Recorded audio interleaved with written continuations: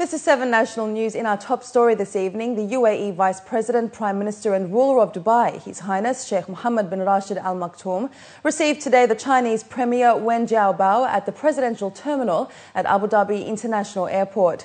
During his visit, the two governments are expected to sign a joint statement on establishing a strategic partnership between the two countries, which will become a guideline document for bilateral relations.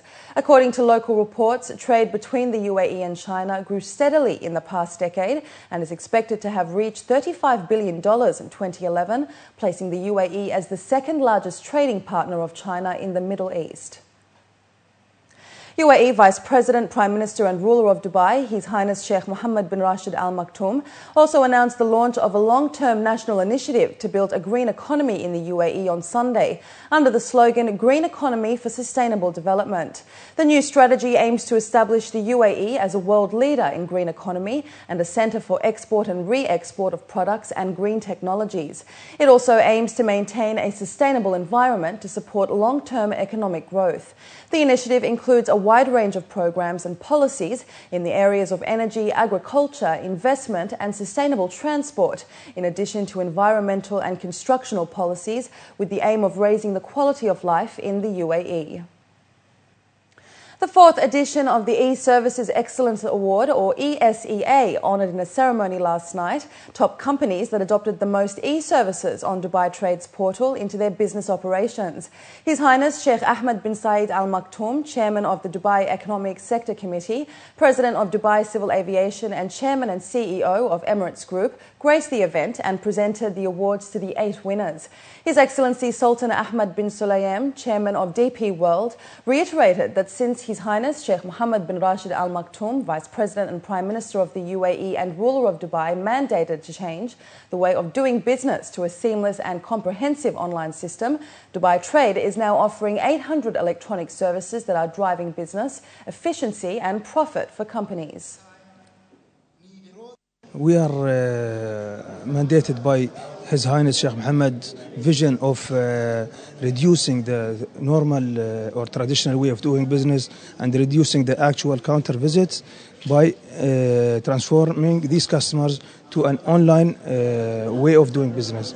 So by this event we are really rewarding these customers who have adopted and cooperated with Dubai Trade to match with that vision and make the doing business towards online and through internet. 50,000 companies raced for top honours that included Exporter of the Year and Importer of the Year. Winners say with this recognition they aim to increase usage of the Dubai Trade portal to further improve.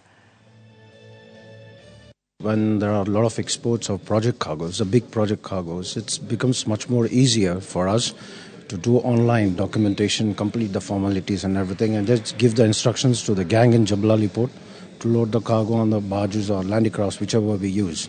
So in that way, the speed of the work has increased and the turnaround of the vessels is much more faster.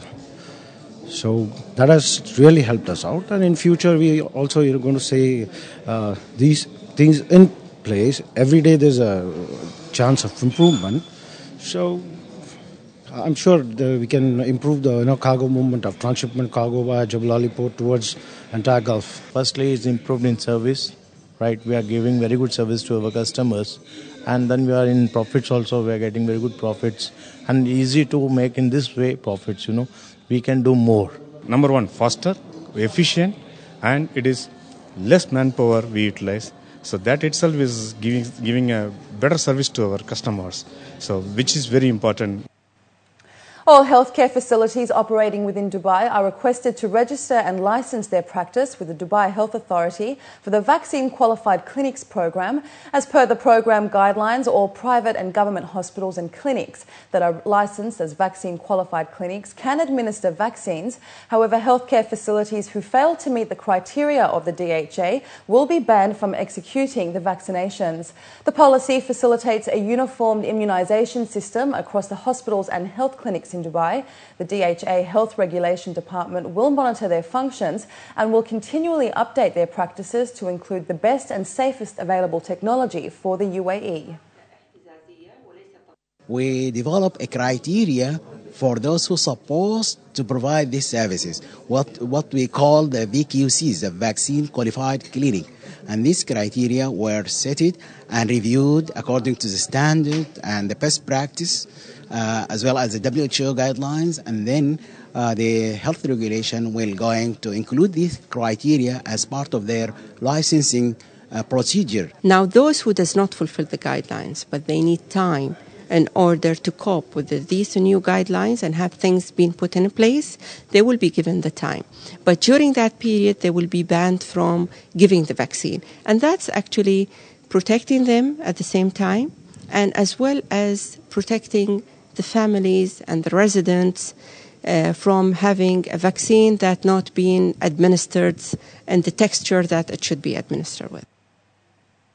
And more than 65,000 healthcare professionals are set to convene in Dubai for the Arab Health Exhibition and Congress 2012.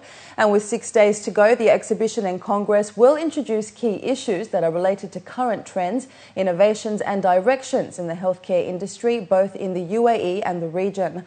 Alongside the exhibition, there will be various conferences to tackle the most common diseases that especially affect those in the Middle East, such as diabetes, osteoporosis, obesity, and the related risks, as well as overall patient care within the healthcare industry. Representatives of the event say that the main objective is to educate and enhance the knowledge of those who teach, as well as those who learn, in order to improve medical education in the UAE and abroad. For 2012, we've launched a number of new conferences. Each year we actually conduct a gap analysis on the educational needs of the healthcare professionals within the region. We're launching a number of new conferences, which are histopathology, biomedical engineering, M-Health, wound care and medical education. M-Health in particular is a conference we're very excited about this year. It's very much a conference for the 21st century. It focuses on new technologies and the way in which that can improve patient care. For the Arab Health Exhibition 2012, we're once again hoping to demonstrate the best of what the global healthcare industry has to offer. We are very fortunate to be supported at the top levels by both the corporate giants as well as private and public healthcare providers across the Arab world. We're very pleased to know that our exhibitors are still fully committed to Arab health. They are focusing their attention on the Middle East region because they see the potential for growth in the medium to long term. Up next, we have the day's business news for you, so stay with us.